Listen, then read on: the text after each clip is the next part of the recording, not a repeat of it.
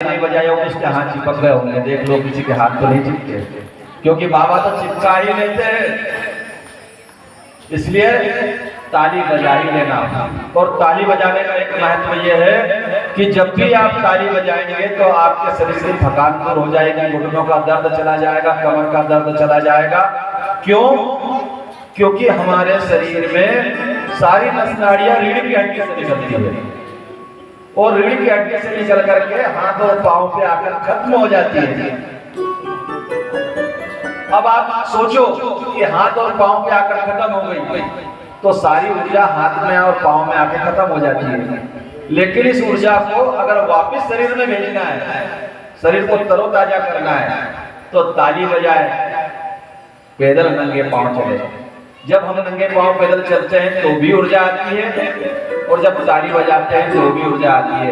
खाना हजम हो जाएगा, कंधे का दर्द, पीठ का दर्द, कमर का दर्द, घुटने का दर्द केवल ताली बजाने से चला जाएगा। तो भगवान के कीर्तन में ताल का विशेष महत्व है। और गोसाई बाबा तो कहते हैं कि भगवान की कथा में जो ताली बजाता है ना, उसके संशय दूर हो जाते हैं और जिसके पास संशय रहते हैं उसका नाश हो जाता है। अर्थात संशय आत्मा विनश्यति। तो जब हम ताली बजाते हैं तो हमारा संशय दूर हो जाता है। भगवत कथा सुंदर कर तारी, संशय विहग उड़ावन हारी। उस प्रेत को पकड़कर बांधा और बांधकर तुम गंधर्व भगवान की कथा सुनाने लगे। और भगवान की कथा सुनते सुनते उस प्रेत का मन दीवाना हो गया। वो शिव शिव शिव शिव शिव शिव उच्चारण करने लगा, भगवान का नाम लेने लगा। भगवान का नाम लेते लेते जब कथा पूर्ण होने का समय आया, तब तक, क्योंकि भगवान की कथा जहां पर होती है वहां पर केवल हम आए हो जरूरी नहीं। भगवान की कथा जहां पर भी शुरू होती है, सारी सृष्टि के देव उस स्थान पर आ जाते हैं। सारे सृष्टि के देवता, पूरे 33 कोटि देवता, 88,000 ऋषि, जो हिमालय की गुफा और कंदराओं में बैठे हुए साधु संत हैं, वो भी भगवान की कथा सुनने आ जाते हैं। और यही नहीं, आप जब घर में बैठ करके कथा श्रवण करते हैं तो केवल आपका चित्त शुद्ध होता है। लेकिन जब आप कथा पांडाल में आते हैं तो यहाँ का वातावरण भगवतमय है, क्योंकि जिस स्थान पर भगवान का पुराण ग्रंथ रख दिया गया है उस स्थान पर भगवान शिव साक्षात विराजमान हो गए हैं। और जहां पर शिव विराजमान हो गए हैं वहां पर भगवान शिव के समस्त पार्षद आ जाते हैं, उनके सेवक आ जाते हैं, कुबेर भंडारी आ जाते हैं, समस्त देव देवता उस स्थान पर उपस्थित हो जाते हैं। फिर आप जब कथा श्रवण करते हैं, सुनते हैं, तो मर्यादा में बैठकर सुनते हैं। घर में जब कथा सुनते हैं तो आप टीवी एक तरफ रखी हुई है और आप सोफा सेट पर बैठे हैं। शायद आप लोगों में से जो पुराने लोग हैं, जो लोग 40 की अवस्था पार कर गए, उन लोगों से पूछिए, जब रामायण सीरियल आता था टीवी पर तो लोग टीवी को भी अगरबत्ती लगाते थे और नीचे बैठ के सुनते थे। लेकिन हम मर्यादित नहीं होते घर में कथा सुनते समय। तो जब हम मर्यादित नहीं होते तो उसका फल भी वैसा ही मिलता है। अगर हम मर्यादित रहेंगे तो उसका पुण्य फल ज्यादा मिलेगा। हमारे भाव ये रहेंगे कि यहाँ पर भगवान शिव विराजमान है तो उसका फल ज्यादा मिलेगा। लेकिन अगर हम ये सोचते हैं चल तो रहा है, सब गए तो हैं, तो फिर उसका पुण्य फल हमारे जीवन में भी कम हो जाता है। वास्तव में तो जो जितने श्रद्धा से कथा सुनता है जितने भाव से कथा सुनता है उसको उतना फल मिलता है। कहने वाला वक्ता कौन है, इस बात की बात नहीं है, क्योंकि भगवान शिव भी कथा सुनने के लिए कौवे के पास चले जाते हैं। श्री राम कथा सुनने के लिए भगवान शिव भी कागभूषण ऋषि के पास गए, अगस्त ऋषि के पास गए। तो श्रोता स्वयं गुणवंता है, वक्ता की बात नहीं। वक्ता तो भगवान का नाम उच्चार रहा है, अब आपके ऊपर है कि आप उस नाम को कैसे गुण रहे हैं।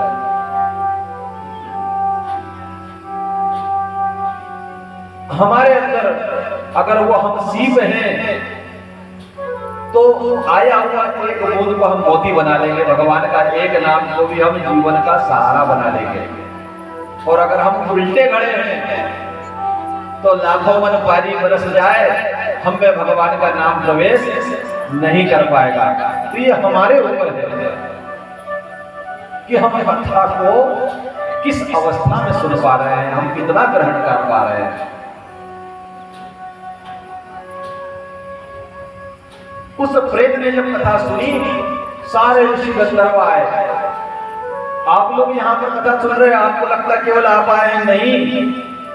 जिस समय आप कथा श्रवण के लिए, कलश यात्रा के लिए घर से निकले, उसी समय आपके पितरों को स्वर्ग में स्थान मिल गया।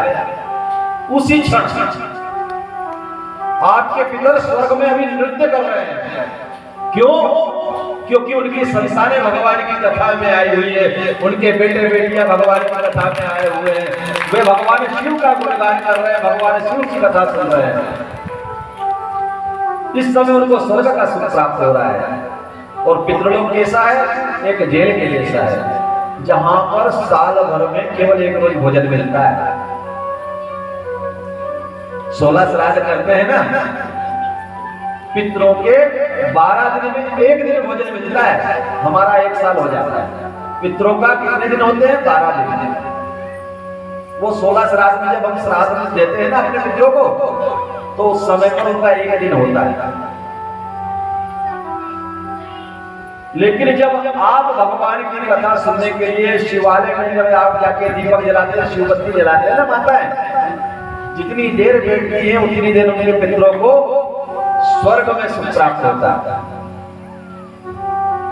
आप यहाँ पर कथा सुनने आए लेकिन सुख प्राप्त हो रहा है।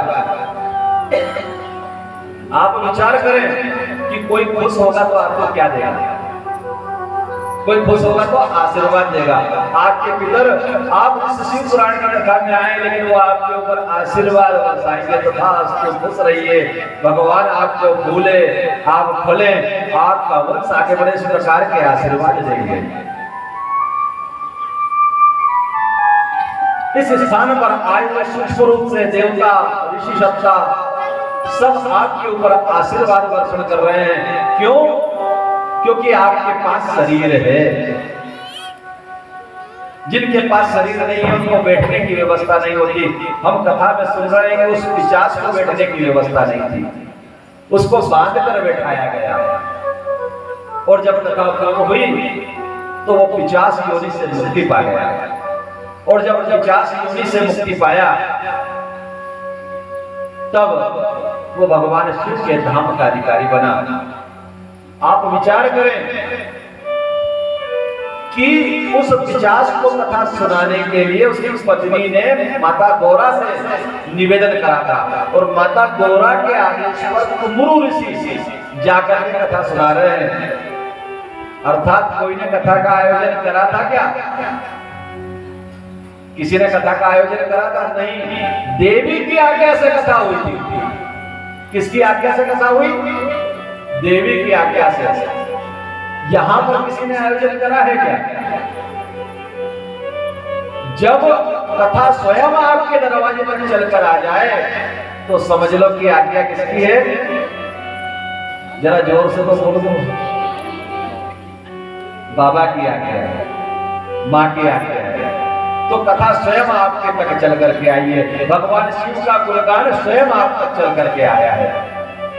आज की कथा से यह भी श्रवण को मिलता है कि जब कथा स्वयं आपके द्वार पर आ जाए तो इस बात को माने कि भगवान की स्वयं कृपा आपके ऊपर अपने ही आप बरस रही है।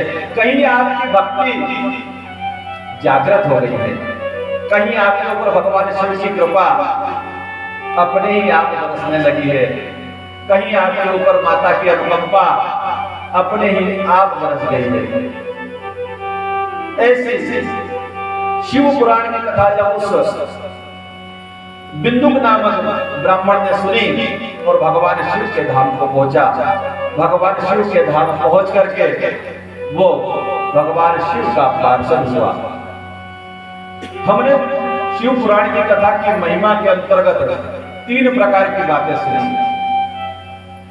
एक तो जबरदस्ती कथा श्रवण करने वाला देवराज ब्राह्मण, जिसने जबरदस्ती कथा सुनी, वो भी मुक्त हुआ।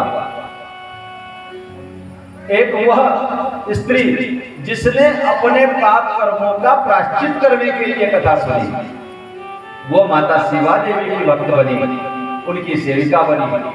और एक वो जिसने शरीर को त्याग किया था कुकर्म करते हुए, लेकिन कोई उसके प्रियजन ने भगवान से निवेदन करा कि उसको कथा सुनने को मिल जाए